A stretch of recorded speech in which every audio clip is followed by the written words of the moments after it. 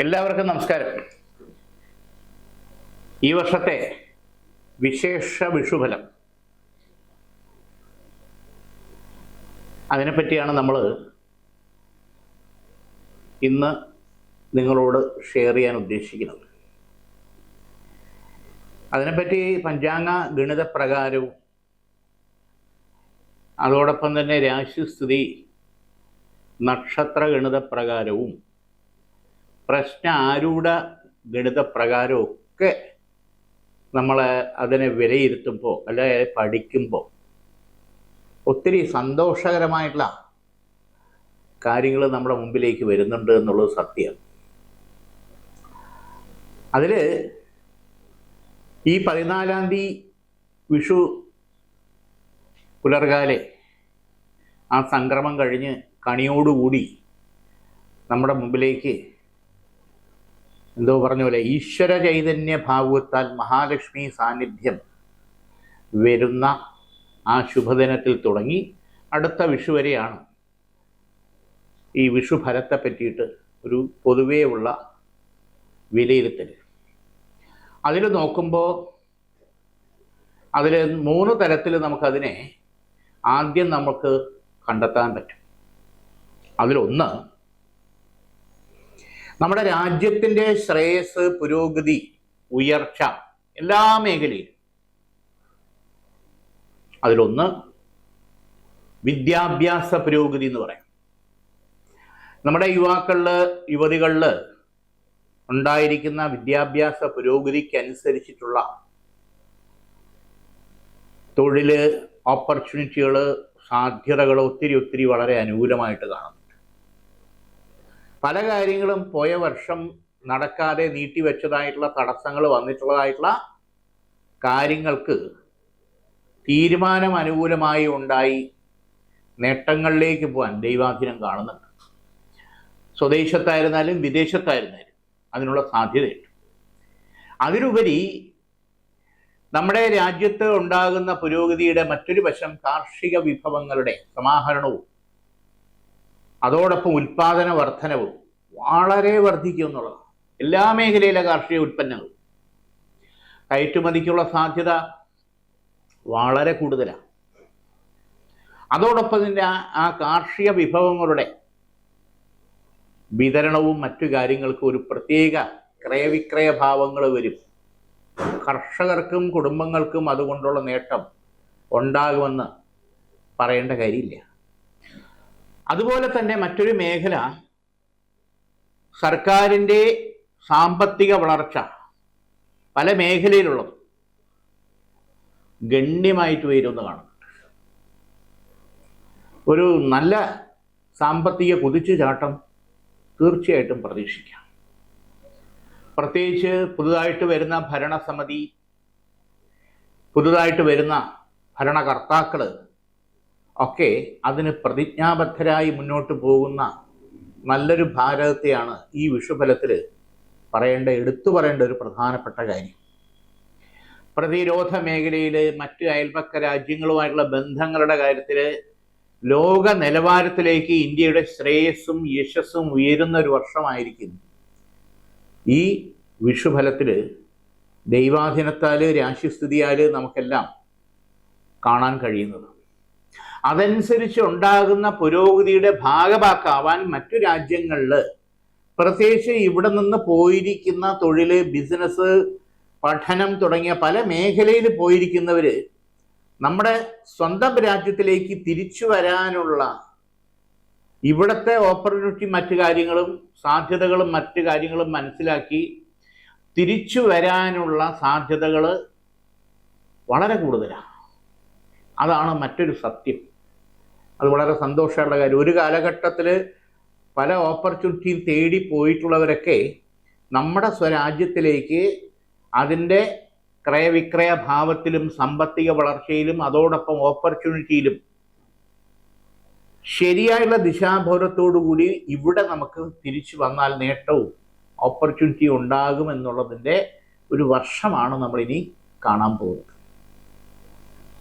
അതോടൊപ്പം മറ്റൊരു പ്രധാനപ്പെട്ട കാര്യം, വൈറസ് പോലുള്ള രോഗദുരിതങ്ങൾ ലോകം കണ്ടതാണ്. ഭാരതത്തെ സംബന്ധിച്ചോളം നോക്കുമ്പോൾ ആകെ പ്രശ്നങ്ങളൊന്നും ഈ വർഷം കെടുതികൾ അല്ലെങ്കിൽ ആ തരത്തിലുള്ള രോഗാതി ദുരിതങ്ങൾ കൊണ്ടുണ്ടാകുന്ന കഷ്ടനഷ്ടങ്ങൾ ഉണ്ടായില്ല എന്നുള്ളതാണ് യാഥാർത്ഥ്യം. ചെറിയ ചെറിയ കാര്യങ്ങളൊക്കെ ഉണ്ടാവുമെങ്കിലും ഒരു വലിയ പകർച്ചവ്യാധിയോ കെടുതിയോ നാശനഷ്ടമോ ഉണ്ടാകില്ലാത്ത നല്ലൊരു വർഷമാണ്. ഇതാണ് സത്യം. രണ്ടാമത് നമ്മുടെ സംസ്ഥാന തലത്തിലേക്ക് വരുമ്പോഴത്തേക്ക് കുറച്ച് കഷ്ടനഷ്ടങ്ങളും ബുദ്ധിമുട്ടുകളും ഒക്കെ ഇപ്പോൾ അനുഭവിച്ചുകൊണ്ടിരിക്കുന്നതിൽ നിന്നും പരിഹാരം തേടി മുന്നോട്ട് പോകാനുള്ള വഴികൾ ഗുണകരമായിട്ട് വരുമെന്ന് കാണുന്നുണ്ട്. നമ്മുടെ കേരളത്തിനെ സംബന്ധിച്ചോളം നോക്കുമ്പോൾ വികസന പാതയിലേക്ക് വരാനുള്ള പല ഓപ്പർച്യൂണിറ്റിയും ഗുണകരമായിട്ട് വരാനും, പ്രത്യേകിച്ചത് ചെറുപ്പക്കാർക്ക് ഒത്തിരി സാധ്യതകൾ നൽകാൻ പറ്റുന്ന കാര്യങ്ങൾ നമ്മുടെ മുമ്പിലേക്ക് ഈ വർഷം എത്തിക്കാൻ പറ്റും. അത് യാതൊരു തരത്തിലും സംശയലേശവും നമുക്ക് തോന്നേണ്ട കാര്യമില്ല. അതോടൊപ്പം വ്യക്തിപരമായിട്ടുള്ള കാര്യങ്ങളിലേക്ക്, കുടുംബപരമായിട്ടുള്ള കാര്യങ്ങളിലേക്ക് നമ്മൾ വരുമ്പോൾ ഈ വിഷുബലത്തിൽ വ്യാഴത്തിൻ്റെയും ആദിത്യൻ്റെയും അതോടൊപ്പം ബുധൻ്റെയും സാന്നിധ്യഭാവങ്ങൾ പൊതുവെ നോക്കുമ്പോൾ മുടങ്ങിക്കിടക്കുന്ന പല കാര്യങ്ങളും മുന്നോട്ട് പോവാനും അതിൽ വിജയിക്കാനും ഈശ്വരാധീനം കാണുന്നുണ്ട്. അതായത് ബാധ്യതകൾ, കടബാധ്യതയായിരിക്കാം, മറ്റു തരത്തിലുള്ള ബാധ്യതകളായിരിക്കാം, അതൊക്കെ ഈ വർഷത്തിൽ ഒരു സെറ്റപ്പിലേക്ക്, ഒരു സെറ്റിൽമെൻറ്റിലേക്ക് നമുക്ക് എത്തിക്കാനുള്ള സാമ്പത്തിക ഗുണങ്ങൾ നമുക്ക് കിട്ടാൻ കഴിയും. ബാധ്യതകളിൽ നിന്നും ബാങ്കായിരിക്കാം, പണയ വായ്പയായിരിക്കാം, കാര്യങ്ങളൊക്കെ ശരിയായിരിക്കാം. അതിനൊക്കെ ഈ വർഷം നമുക്ക് വഴിത്താരകൾ തുറന്നു കിട്ടും. അതിനെ മറികടന്ന് മുന്നോട്ട് പോകാനും പരിഹരിക്കാനുമുള്ള മുടങ്ങിയ വിവാഹ കാര്യങ്ങൾ, നീണ്ടുപോകുന്ന വിവാഹ കാര്യങ്ങൾ അനുകൂലമായിട്ട് നടക്കാനും ഉറയ്ക്കാനുമുള്ള സാധ്യതകൾ കാണുന്നുണ്ട്. അതോടൊപ്പം സംരംഭങ്ങൾ പലതും പല പരീക്ഷണങ്ങൾ കൊണ്ട് പൂട്ടിക്കെട്ടേണ്ട അവസ്ഥയിൽ നിൽക്കുന്നത് പോലും നല്ലൊരു ജീവസുറ്റ പോസിറ്റീവായിട്ടുള്ള കാര്യങ്ങളിലേക്ക് വന്ന് അതിനെ വീണ്ടും മുന്നോട്ട് കൊണ്ടുപോകാനുള്ള സാധ്യതകൾ കാണുന്നുണ്ട്. പ്രത്യേകിച്ച് യുവാക്കളിൽ ഷെയർ മാർക്കറ്റിംഗ് മേഖലയിലേക്ക് നല്ല സാധ്യത കാണുന്നുണ്ട്. അത് ഡിസ്ട്രിബ്യൂഷൻ ആയിരുന്നാലും അത് ഇൻവെസ്റ്റ്മെൻ്റ് ആയിരുന്നാലും ഏത് തരത്തിലെടുത്താലും വളരെ ഹൈ ആയിട്ടുള്ള ഉയർച്ച കാണുന്നുണ്ട് യുവാക്കളിൽ. പ്രത്യേകിച്ചും ഇൻഫർമേഷൻ ടെക്നോളജി മേഖലയിൽ നിൽക്കുന്നവരെ സംബന്ധിച്ചിടത്തോളം വളരെ നല്ല ഓപ്പർച്യൂണിറ്റിയിലേക്ക് മാറാനും ഇരിക്കുന്ന പൊസിഷനിൽ മെച്ചവും ഉയർച്ചതയും അതോടൊപ്പം സാമ്പത്തിക മെച്ചതയും ഉണ്ടാകാനുള്ള യോഗം കാണുന്നുണ്ട്. പുതിയ സംരംഭങ്ങൾ തുടങ്ങാനോ പാർട്ട്ണർഷിപ്പായിട്ട് മുന്നോട്ട് പോകാനോ ഉള്ള ദൈവാധീനം കാണുന്നുണ്ട്. അത് പ്രത്യേകിച്ച് നോക്കുമ്പോഴത്തേക്ക് എക്സ്പോർട്ടിങ്, അതോടൊപ്പം തന്നെ ഇൻഫ്രാസ്ട്രക്ചർ മേഖലയിൽ, കൺസ്ട്രക്ഷൻ മേഖലയിൽ ഒക്കെ ഒത്തിരി സാധ്യതകളുണ്ട്.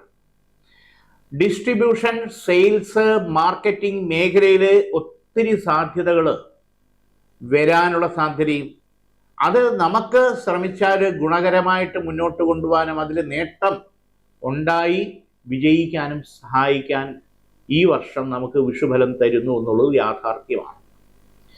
പിന്നെ പൊതുരംഗത്ത് പ്രവർത്തിക്കുന്നവരെ സംബന്ധിച്ചിടത്തോളം ഒരു വല്ലാത്ത മാനസിക സംഘർഷങ്ങളൊക്കെ ഉണ്ടാകുമെങ്കിലും ശരിയായുള്ള ലക്ഷ്യ ദിശാ ബോധവും ആദർശ ഭാവുകത്തിൽ ബലത്ത് നിന്ന് കാര്യങ്ങൾ മുന്നോട്ട് കൊണ്ടുപോയി വിജയിക്കാൻ തീരുമാനമെടുക്കാനുമുള്ള വർഷമാണ്. പൊതുരംഗത്ത് പൊളിറ്റിക്സ് ആയിരിക്കാം, സംഘടനയായിരിക്കാം, പ്രസ്ഥാനമായിരിക്കാം, സ്ഥാപനമായിരിക്കാം, അവിടെയൊക്കെ ഒരു ദിശാബോധത്തോടുകൂടി കാര്യങ്ങൾ കൊണ്ടുപോകേണ്ട വർഷമാണ്. പ്രോപ്പർട്ടി സംബന്ധമായിട്ടുള്ള ഇടപാടുകൾ തടസ്സപ്പെട്ടിരിക്കുന്ന കാലഘട്ടത്തിൽ ഈ വിഷുഫലം നമുക്ക് മെച്ചമായിട്ടുള്ള മാറ്റം, പ്രത്യേകിച്ച് റിയൽ എസ്റ്റേറ്റ് മേഖലയിൽ, കൊടുക്കൽ വാങ്ങൽ മേഖലയിൽ ഈ തടസ്സങ്ങൾ മാറി ഒത്തിരി അനുഭവ ഗുണങ്ങൾ, നേട്ടം ഉണ്ടാക്കാൻ ഈ വിഷുഫലം നമുക്ക് അനുകൂലമായിട്ട് ഉണ്ടാകുമെന്നുള്ളതിന് യാതൊരു സംശയമില്ല. അതോടൊപ്പം സ്നേഹബന്ധങ്ങൾ, മറ്റു രീതിയിൽ കുടുംബ ബന്ധങ്ങളിൽ ആഴങ്ങളിലേക്ക് ഉണ്ടായിട്ടുള്ള തെറ്റിദ്ധാരണയും അസ്വസ്ഥതയും, അതായത് പരസ്പര ബന്ധവും മറ്റു കാര്യങ്ങളും മറന്നുകൊണ്ടുള്ള കാര്യങ്ങളും വ്യവഹാരങ്ങളും വരെ കോടതി നടപടിയിൽ പോകാൻ സാധ്യതയുള്ള പോയിട്ടുള്ള വ്യവഹാരങ്ങൾ വരെ സെറ്റിൽമെൻറ്റിലേക്ക് വരാനുള്ള സാധ്യത. നമ്മൾ ഉദ്ദേശിക്കുന്ന രീതിയിലേക്ക് കാര്യങ്ങൾ നമ്മുടെ ലൈഫിനെ വീണ്ടും സ്പോയിൽ ചെയ്യാതെ, നഷ്ടപ്പെടാതെ, ലോസ് വരാതെ നമുക്ക് മുന്നോട്ട് കൊണ്ടുപോകാനുള്ള സെറ്റിൽമെൻറ്റിലേക്ക് വരാനുള്ള സാധ്യത വളരെ കൂടുതലാണ്. പക്ഷേ ഇവിടെ എല്ലാം നമ്മൾ ആർജവത്തോടു കൂടി ഇതെന്തിനു വേണ്ടി, ആർക്ക് വേണ്ടി എന്നുള്ള ചിന്തിക്കണം. അവിടെയാണ് താൻ പാതി ദൈവം പാതി എന്നുള്ളൊരു ആവശ്യകത വരുന്നത്. നമ്മുടേതായിട്ടുള്ള കർമ്മഭാവം, അതായത് ദൈവാധീനത്തിന് വേണ്ടിയിട്ട് നമ്മൾ ചെയ്യേണ്ടുന്ന കാര്യങ്ങൾ. ഇവിടെ ഈ വിഷുഫലത്തിൽ പ്രത്യേകിച്ച് നോക്കുമ്പോൾ വിഷ്ണു ക്ഷേത്രത്തിൽ അല്ലെങ്കിൽ ലക്ഷ്മി നാരായണ ക്ഷേത്രത്തിൽ അതിൻ്റെതായിട്ടുള്ള സമർപ്പണങ്ങൾ, പൂജകൾ, വ്രതങ്ങൾ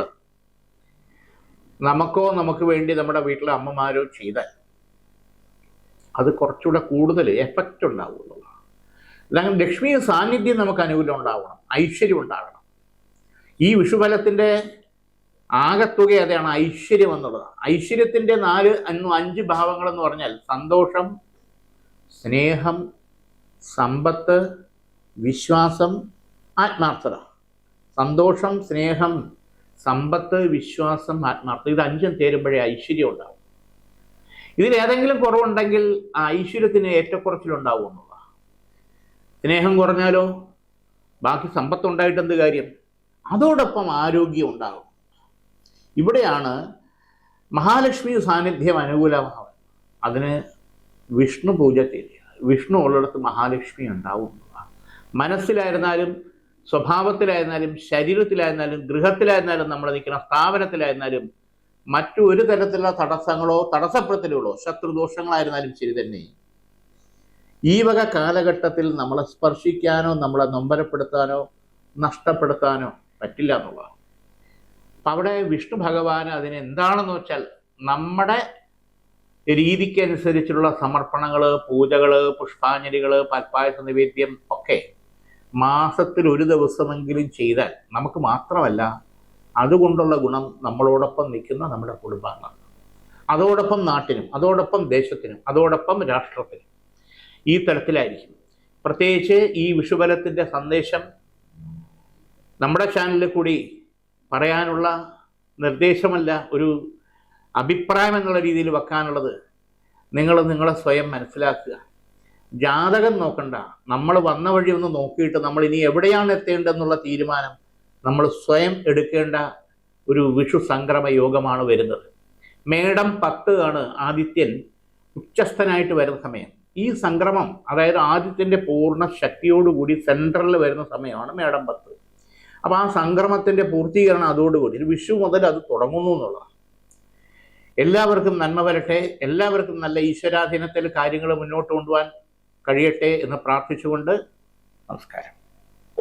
നേരിന്റെ വാർത്തകൾ നിങ്ങളുടെ വിരൽത്തുമ്പിൽ എത്താനായി സാക് ന്യൂസ് ചാനൽ സബ്സ്ക്രൈബ് ചെയ്തും ഷെയർ ചെയ്തും ഒരു ശരിയായ മാധ്യമ നിലപാടിന് നിൽക്കാൻ ഞങ്ങൾ നിങ്ങളെ ക്ഷണിക്കുന്നു.